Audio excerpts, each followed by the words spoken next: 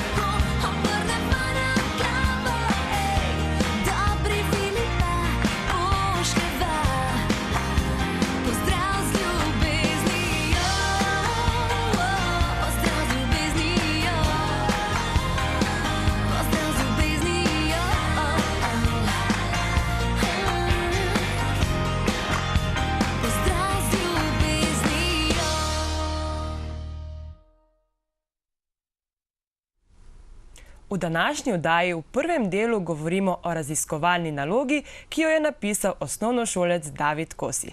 David, lepo pozdravljen. Pozdrav. Najprej me zanima, si ti velik zaspanec, rad veliko spiš? Seveda, rad veliko spim. No, za svoje raziskovalno delo si izbral zelo zanimivo in posebno temo. Zakaj si se odločil zanjo? Za to temo sem se odločil prav zaradi tega, ker sem o njej bral veliko v literaturi, ampak nisem našel vseh podatkov, ki sem jih želel. Izbral sem jo tudi zaradi tega, ker sem se spomnil besede moje mame, ki je vedno govorila: pojdi spat, ker boš drugače zbolel. Udeležil pa sem se tudi tekmovanja iz sladkorne bolezni. Pohvalno. Se ti je prav tam utrnila ideja o spanju pri tvoji mami? Ja. Prav zaradi tega sem se še bolj poglobil v to področje. Zakaj pa je pomembno, da dovolj spimo? Da spimo, spati moramo dovolj, zato da se nam ne poruši naš sistem, ker naši organi delujejo skladno, če dovolj spimo. In kaj se zgodi, če ne spimo dovolj? Verjetno ta naš imunski sistem ne deluje, kot bi moral, kaj ne? Ja, naš organizem je pod stresom, lahko pa vpliva tudi na našo koncentracijo in sposobnost. Kaj pa te je pritegnilo k raziskovanju? Si morda raziskoval kdaj že prej? Ne, raziskoval še nisem prej. K raziskovanju pa me je pritegnil moj brat Kamil, ki je že poprej raziskoval, ter mama, ki mi je že od malih nog govorila vse o medicini. Koliko časa pa je potekalo tvoje raziskovanje od samega začetka, od ideje, pa potem do zadnjih zaključkov in predstavitve? Od samega začetka do konca sem porabil približno 6 mesecev. To pa je kar veliko časa, kaj ne? In kakšen je bil tvoj namen? Moj namen je bil spoznati spalne navade osnovnošolcev. Zastavil sem si 5 hipotez, ki sem jih nato potrdil ali ovrgel. In če se ne motim, je bil cilj tvojega raziskovanja, kot si že omenil poprej, udeležba na tekmovanju iz sladkorne bolezni. Je pomembno vplivala na tvojo raziskovalno nalogo? Ja, ker sem se na tem tekmovanju izvedel še več, kako lahko pomanjkanje spanja vpliva na debelost in če je sploh kakšna povezava. In si zastavil tudi kakšen cilj, si ga morda tudi dosegel na tekmovanju? Ja, želel sem podrobneje raziskati to temo. Omenil si, da te je mama velikokrat nagovorila, pojdi spat, če ne boš utrujen za spanje, boš moral sodelovati pri pouku, pa si njene nasvete z veseljem upošteval ali si kdaj malce protestiral? Vedno mi je šlo to na živce in mi ni bilo všeč, ko mi je to govorila, ker sem želel bedeti dlje. Obstajajo pa nekakšna pravila, ki govorijo, koliko časa moramo spati glede na starost. Koliko časa moraš spati ti? Jaz moram spati od 9 do 11 ur. Kaj pa nekoliko mlajši mišmaševci? Mlajši otroci potrebujejo več ur spanja. Torej od 10 do 11 ur. Kaj pa potem malce starejši, srednješolci, naši starši in babice ter dedki? Oni potrebujejo manj ur spanja, recimo najstniki potrebujejo od 9 pa do 10 ur spanja. Od 8 do 10. Pa se ti svojega priporočila držiš? Greš spat pravi čas? Zdaj, ko sem naredil raziskovalno nalogo in ugotovil, kakšne probleme lahko to povzroča, se držim teh nasvetov. Kaj pa tvoji prijatelji in vrstniki, se tega držijo ali te kar malce skrbi za njihovo zdravje glede na spanje? Malce me skrbi, ampak ko sem jim omenil, kakšne težave lahko to povzroča, se bolj držijo tega. Torej pa si lahko izboljšamo tudi svoj učni uspeh, če se držimo tega, da hodimo v posteljo pravi čas? Seveda. Dokazal sem, da pomanjkanje spanja res lahko nekako vpliva na pozornost in spomin, na daljši rok pa tudi na šolski uspeh. Zato, če prav ob pravi uri hodimo spati, se nam lahko izboljša tudi šolski uspeh. Zato le vsi v posteljo, kaj ne? Ja. Mišmaševci se bodo ali pa so se že srečali pri pouku biologije z eno snovjo, ki se imenuje kortizol. Kaj to pravzaprav je in kakšno povezavo ima s tvojo raziskovalno nalogo? Ja, kortizol je nekakšen hormon stresa. Ta se tvori po neprespani noči. In torej, po neprespani noči je nivo tega hormona visoka, zato naš organizem doživlja nek stres. Omenil si stres pri pomanjkanju spanja. Kako pa vpliva pomanjkanje spanja na debelosti, kar je tudi ena izmed pomembnih reči, ki si jih raziskoval, kaj Ja. ne? Tudi preko leptina, preko dveh hormonov, leptina in grelina. To sta hormona apetita. In kaj pomenita? Torej, če ne spimo, se več sproščata? Ja, nivo leptina je višja, grelina je višja, leptina pa nižja, zato ko se zbudimo po neprespani noči, smo bolj lačni in zaužijemo tudi več hrane. No, omenil si, da je tvoje raziskovanje potekalo kar 6 mesecev. Kateri del pa je bil najtežji? Najtežji je bil tisti del, ko sem mogel zbrati vse podatke iz ankete. Saj jih je bilo zelo veliko in sem jih moral na to urediti. Torej, za raziskovanje je bilo potrebno veliko metod. Kot si že sam omenil eno, to je bila anketa. Si izvedel še kakšno drugo metodo?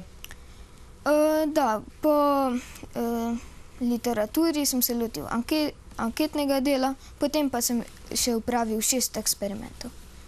In kaj te je pri pregledovanju literature najbolj presenetilo? Najbolj me je presenetilo to, da je spanje cirkadialni aktivni ritem. To pomeni, da ko spimo, se naše celice obnavljajo in tudi telesna temperatura uravnava se takrat. Ja. Izvedel pa si tudi anketo. Kaj si z njo želel ugotoviti in koga si sploh anketiral? Z njo sem želel ugotoviti spalne navade osnovnošolcev. Želel sem spoznati, ali zaužijejo več hrane po neprespani noči in katero vrsto hrane zaužijejo. Pridobil sem tudi podatke za izračun indeksa telesne mase. Razdelil pa sem jo osmošolcem na osnovni šoli Gorica in na osnovni šoli Gustava Šiliha Velenje. Kako pa so potekali tvoji eksperimenti? Opravil sem, kot sem že rekel, 6 eksperimentov. Opravil sem moka test po prespani in neprespani noči. Ta je beležil spomin in koncentracijo mojih možganov. Opravil sem tudi EEG eksperiment. Ta je zapisoval delovanje mojih možganov po prespani in neprespani noči. Tega sem izvedel v bolnišnici Celje. Izvedel pa sem tudi kortizolski test. To je seveda, kot sem že rekel, hormon stresa. Tega sem pridobival iz sline 4-krat na dan po prespani in neprespani noči. No, s svojim raziskovalnim delom pa si se skupaj z mentorico kar pošteno namučil. Do kakšnih zaključkov si prišel?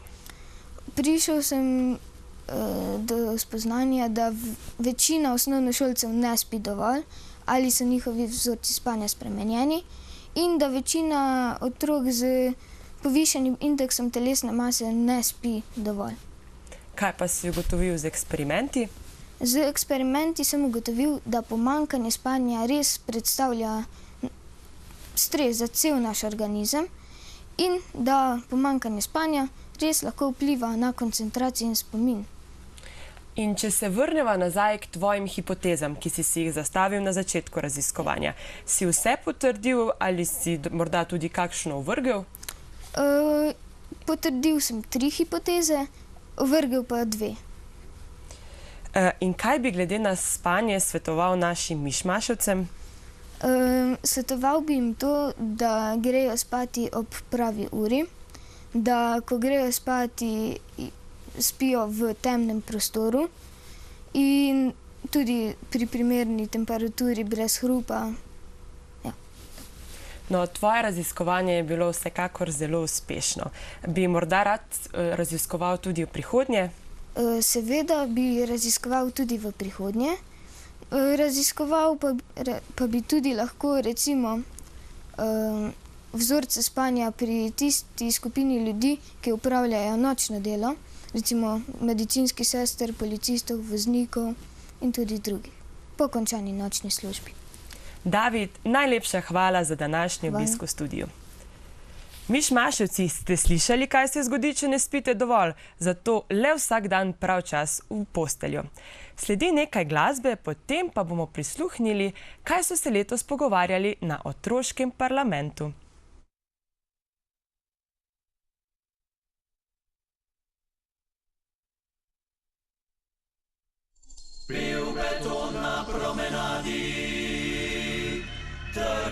mladinski centri, lampiončki iz Kitajske, slab zrak, krožno jebeno križišče in plačljivo parkirišče, železniška iz pamtiveka.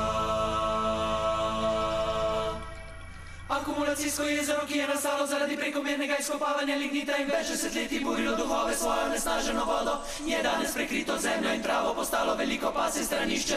In ko se na lepo sončno nedeljo odločim iti malo ven naravo, lih jaz od vseh ljudi na svetu stopim naravnost ta pasitrek.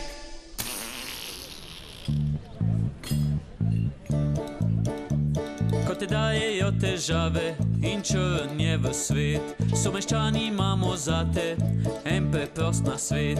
Kadar jamraš o Velenju, ne delaj tega sam, če zajamramo v brano, takoj bo lepši dan. La la laj, la la la laj, la laj, la la la laj, la la laj, la la la laj, la la la la la laj.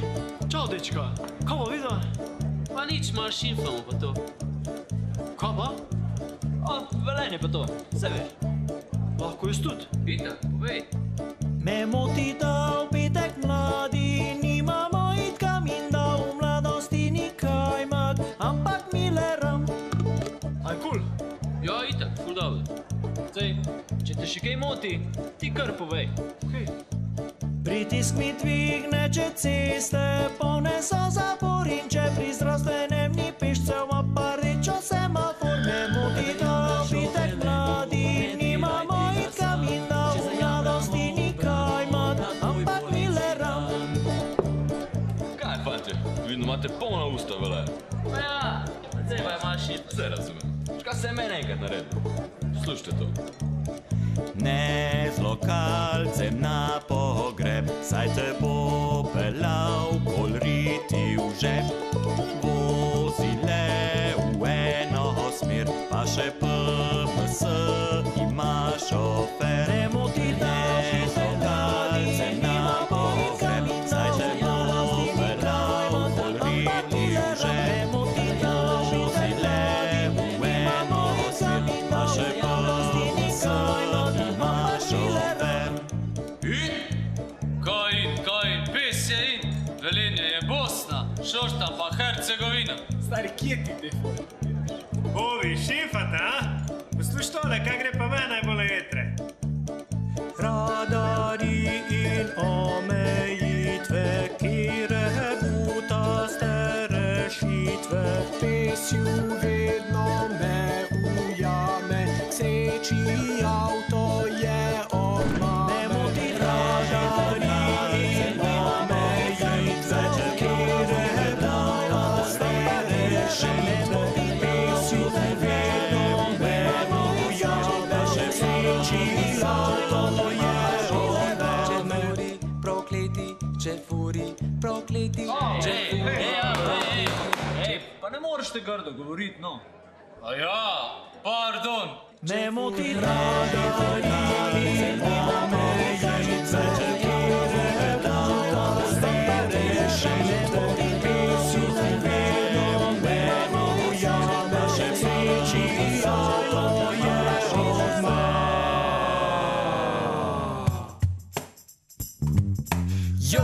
Yo, Hašineko in the house. Veste, kaj sta najhujše 2 leta v življenju velenjskega raperja? 7. razred. Ja, midva smo tudi prišla nekaj svojega povedati. Aha, sam. Midva mama pa mal bolj konstruktivne predloge za vas. Pazi zdaj.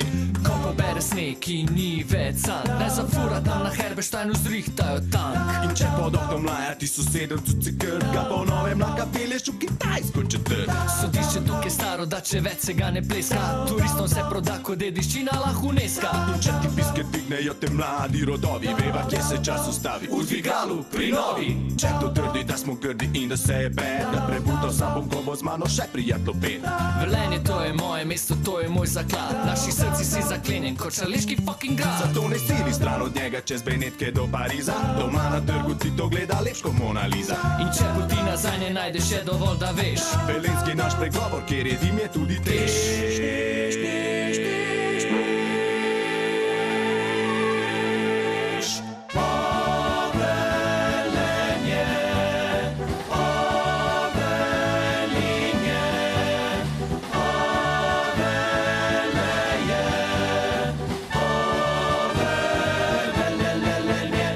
Kadar jamraš o Velenju, ne delaj tega sam. Če zajamramo v brano, takoj bo lepši dan. Porca Madonna. Olej! Na političnem parketu je te dni zelo vroče. Po vsej Sloveniji potekajo zasedanja otroškega parlamenta, kjer so letos govorili o šolskem sistemu. V studiu lepo pozdravljam dva osnovna šolca, Benjamino in Ervina, ter mentarico Andrejo Grabner. Lepo pozdravljeni. Torej, šolski parlament. Gospa Andreja, kaj je pomen otroškega parlamenta? Otroški parlament ima osnovno idejo, da ima vsak otrok možnost in pravico spregovoriti o svojih težavah, svojih idejah na določenem področju. Letos je bil ta parlament že 28. po vrsti, vzpostavljanje po celotni državi na vseh ravneh, tako da se ta ideja res lepo uresničuje. No, na otroškem parlamentu sodelujejo predvsem učenci tretje triade. Kako pa osnovne šole izberejo svojega predstavnika oziroma predstavnico? Kot sem že prej rekla, osnovna ideja je, da vsak otrok pride do svoje možnosti, da nekaj pove na izbrano temo, tako da moram vas tu popraviti. Tudi že prvošolci sodelujejo na otroškem parlamentu in sicer na šoli izvedemo razredne parlamente, kjer v vsakem razredu debatiramo o izbrani temi in tudi moram reči, da so že učenci prve triade zelo domiselni, zelo kritično znajo pogledati na dano situacijo, znajo povedati, kaj jim je dobro, kaj jim ni v redu, znajo predlagati izboljšave, tako da so tudi že mlajši otroci zelo aktivni. Res je pa, da potem za nadaljne razprave pa nekako se bolj vključujejo višje šolci. No, Benjamina in Ervin, pa si osnovnošolci res upate na glas povedati svoje mnenje staršem, učiteljem? Ja, si ja. Ko to v bistvu tudi vpliva na nas in pač na naše počutje v šoli. Otroški parlament, ta področni, pa poteka na večjih stopnjah. Na katerih? Torej, tako sem že rekla, najprej naredimo razredne parlamente na šolah. Vsak razred izbere svoje predstavnike in naredimo zasedanje šolskega parlamenta. Na šolskem parlamentu izberemo predstavnike za zasedanje medobčinskega parlamenta. V naši občini pač medobčinskega, ker pridružimo zraven še Šoštanj in Šmartno ob Paki. In na ta parlament peljem vsaka šola 8 svojih predstavnikov. Na medobčinskem parlamentu se izvolijo predstavniki za regijski parlament. Naša regija pokriva Šaleško-Savinjsko regijo in ta parlament je bil ravno včeraj. In tam smo izvolili naprej 6 predstavnikov za zasedanje na nacionalnem parlamentu, ki bo pa v torek v Ljubljani. 9. aprila bo v Ljubljani, ne še v torek. Koliko otrok pa je letos sodelovalo na občinskem parlamentu v Velenju? Ja, na medobčinskem parlamentu je sodelovalo skoraj 70 otrok. Letos pa so se pravila na občinskem parlamentu nekoliko spremenila. Kako? Na nacionalni ravni se je v lanskem šolskem letu organizirala ena taka delovna skupina, v kateri sem iz naše regije sodelovala tudi sama. In sicer nekako je ostalo vedno v zraku, sklepi teh parlamentov so se sprejeli nekje aprila dokončno na nacionalni ravni in potem nekako obviseli v zraku, če tako rečemo. Ni bilo možnosti preveriti, kaj smo naredili, a smo kaj izboljšali in nekako se je porodila ideja, da bi pa ta parlament isto temo obravnaval 2 leti. Torej, v tem šolskem letu se pogovarjamo bolj o možnostih, kaj bi bilo dobro izboljšati na področju šolstva in šolskega sistema. Oblikujemo po stopnjah, po ravneh, tako kot smo prej razložili, določene sklepe in na nacionalnem parlamentu bo še tista pika na i. V naslednjem šolskem letu bi se pa naj te dejavnosti nekako udejanile tudi na vseh ravneh, torej tako pri posameznikih na šoli, kot tudi na nacionalni ravni, in da bi naslednje leto aprila pogledali, kaj smo pa dosegli, ali smo kaj izboljšali, ali smo dosegli kaj. Tema letošnjega parlamenta je torej šolski sistem. Kako pa je na plano privrela ta tema? Vsako leto na nacionalnem otroškem parlamentu mladi parlamentarci predlagajo teme. Oblikuje se neka lista najbolj pogosto predlaganih tem in se glasuje za tisto najbolj perečo temo, tako da se na nacionalnem parlamentu za naslednje šolsko leto določi tema za vnaprej. Benjamina in Ervin, pa se vama je tema letos zdela zanimiva ali prej dolgočasna, saj ne nazadnje govori o šoli? Zelo zanimivo. Ja. S čim pa ste svoje debatiranje začeli? Kako ste se pravzaprav začeli seznanjati s temo? Ste v šolskem parlamentu oziroma v šolskem sistemu vedeli veliko stvari že prej ali vam je bilo to bolj na novo? Ja, kar nekaj stvari smo vedeli že prej, ampak smo tudi na novo spoznali nekatere stvari, tako da je bilo kar zanimivo. No. Če se ne motim, pa je vaša aktivnost potekala v 4 skupinah. Katerih in kako ste se pravzaprav razdelili in potem nadaljevali s svojim delom? V eni skupini, v kateri sem tudi jaz bil, so bili pravzaprav odnosi v šoli, torej kakšni so odnosi, kako to vpliva. V drugi skupini tudi so bili, ko so razpravljali o šoli za življenje, torej kako ti šola pravzaprav lahko koristi oziroma kam moramo ukrepati, da pravzaprav nam bo šola pomenjala v življenju. Potem tudi metode in pa način poučevanja, pa ja, kaj še? Pa še učne vsebine. No, verjamem, da osnovnošolci velikokrat niste preveč naklonjeni šolskemu sistemu, glede na to, da je potrebno ostati zelo zgodaj. Pa vendarle ste se seznanili tudi kakšnimi pozitivnimi rečmi, ki jih prinaša šolski sistem? Ja, ugotovili smo, da v bistvu, kakor mi vedno rečemo, da nam stvari v šoli ne koristijo za življenje. Ko smo se v to temo poglobili, smo ugotovili, da nam v bistvu vse stvari koristijo v življenju, vse na nekatere malo več, nekatere malo manj. Potem smo ugotovili tudi, da odnosi vplivajo, se pravi, če so odnosi dobri, bo učenec ga bo tisti predmet bolj zanimal in bo tudi dosegal višje ocene in dosežke na tem področju. Pa je slovenski šolski sistem dober? Ja, dober je pravzaprav, v redu je. In s kakšnimi kazatelji oziroma pokazatelji ste do tega spoznanja prišli? Pravzaprav, če že samo svojo šolo pogledam, pravzaprav odnosi v šoli so pravzaprav zelo dobri, učenci se med seboj razumejo, učitelji, delavci šole, kar se tiče odnosov, pa tudi način poučevanja so tudi v redu. Je bila morda bolj burna debata o pomanjkljivostih šolskega sistema? Ja, tukaj smo se predvsem ustavili, ker res želimo narediti šolski sistem tak, da bo tudi nam pač ugajal in da bomo rajš hodili v šolo. Pač ja, ugotovili smo, da v bistvu, čeprav so dobri odnosi, bi se to dalo še zboljšati in da bi to dosegli z različnimi igrami, potem, da bi se sam razred bolj razumel in z razredničarko smo ugotovili, da bi lahko imeli za v bistvu team building igre. In ja, s tem bi dosegli res tak, da bi se mi sami počutili zelo dobro v šoli. Kaj pa morda učni načrt? Bi tudi na tem področju karkoli spremenili? Kar se tiče učnega načrta, ja, pravzaprav lahko bi imeli več pouka v naravi, pa tudi več tako imenovanega praktičnega pouka, pravzaprav, kjer ni samo tista blaga teorija in pa piflanje, torej učenje, pravzaprav, da ti znaš to nekako uporabiti. Pa tudi potem, tukaj smo se tudi dotaknili te šole za življenje, torej kateri predmeti ti koristijo naprej v življenju, naprimer gospodinjstvo, tudi da znaš kuhati in tako dalje. Se strinjam. Seveda pa vsakdo razmišlja nekoliko drugače. So se morda tukaj kresala vaša mnenja? Ja, smo kar v bistvu, prvo smo v bistvu prišli do, vsak ima v bistvu različne ideje, ampak smo to pa na koncu nekako združili in ja, je prišlo ven kar v redu. No. In sprejeli kompromis. Ja.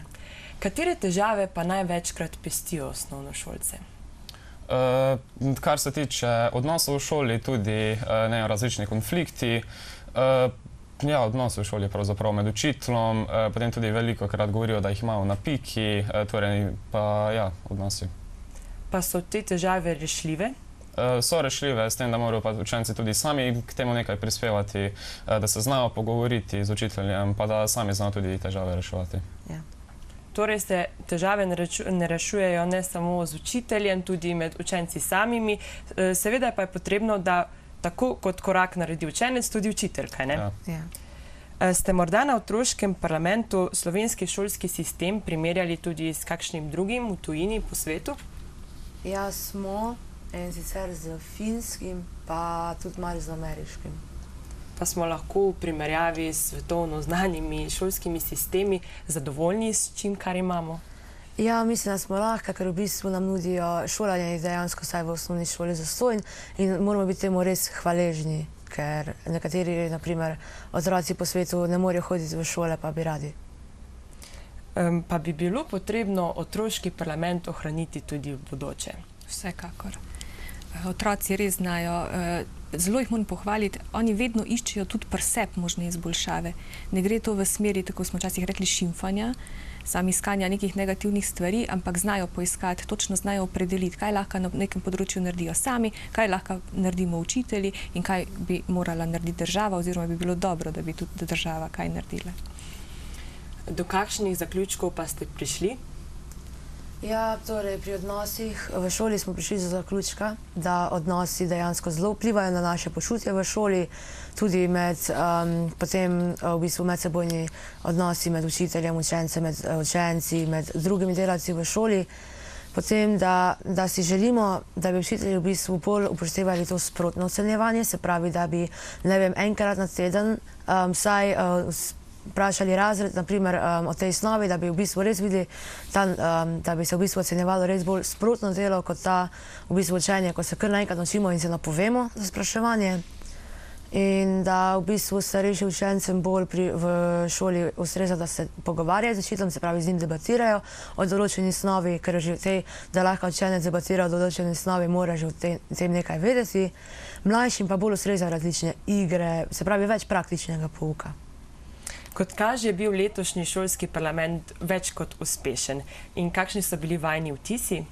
Meni se še posebej ta tema šolskega parlamenta se mi je zdela zelo poučna, pa tudi zelo zanimiva. No, včeraj pa je potekal tudi regijski otroški parlament. Kaj ste ugotovili na regijskem otroškem parlamentu v primerjavi z medobčinskim?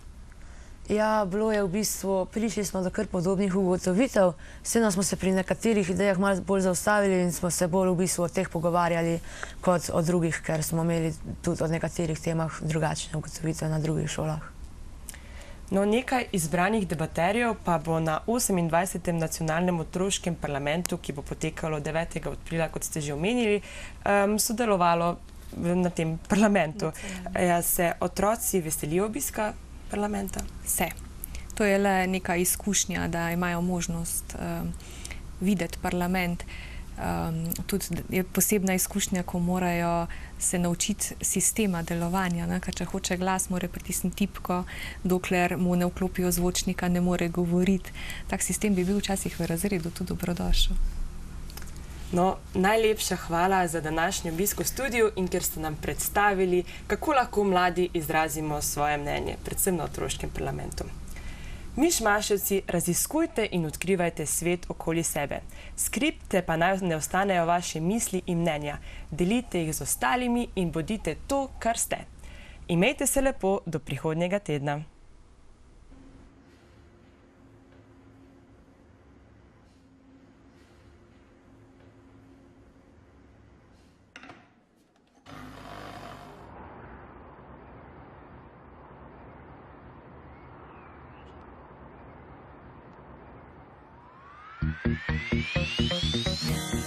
Noč bo polna luna, ples bo pod gorami, pijani od ponosa, peli bomo zbrani.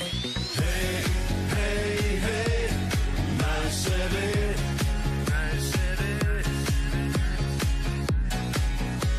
da v žilah nekaj vre.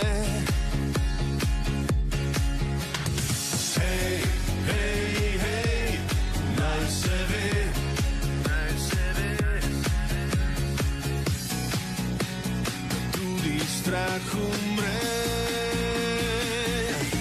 To je nova generacija, naj se presenzira nacija. Svet bo znova trezen, ena je ljubezen. To je nova generacija, naj se presenzira nacija. Svet bo lep in trezen, samo ljubezen, le ljubezen.